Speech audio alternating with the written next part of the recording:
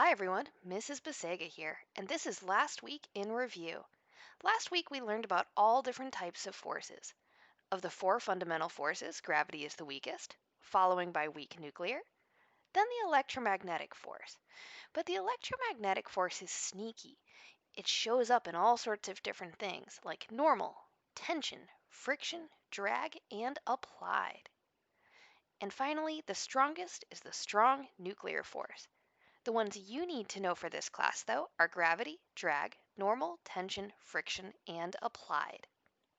Once we know these forces, we introduced drawing free body diagrams. Now, a free body diagram is a way to picture the forces going on in a situation. In a free body diagram, we're going to draw our object as a dot. We're going to draw our forces as arrows. Longer arrows mean stronger forces, so in this case, the normal force is stronger than gravity. This object would accelerate upwards. We would want to draw the length as proportional to the strength or magnitude of the force. We want to label the type of force if we know it. We draw the arrows away from the dot. Oh yeah, and if you know the numbers, like the angle or the number like 10 newtons or 8 newtons, make sure to add those in as well, because it makes calculating the net force in just a second a little bit easier. Calculating the net force? Well, net force has to do with vector addition, and vector addition means that direction matters. So in the case of 4 newtons to the right and 3 newtons to the left, the net force is 1 newton to the right. This means the object accelerates to the right and it is not in equilibrium. But what if I get a scenario where the forces are equal? If the net force is 0, then we get a special situation called equilibrium. It means it's not accelerating. But not accelerating is kind of vague. It actually comes with two different possible states.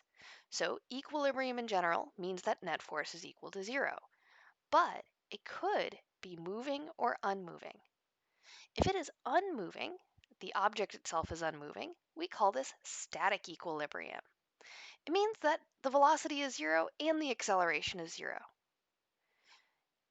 The no net force means the object just stays in place.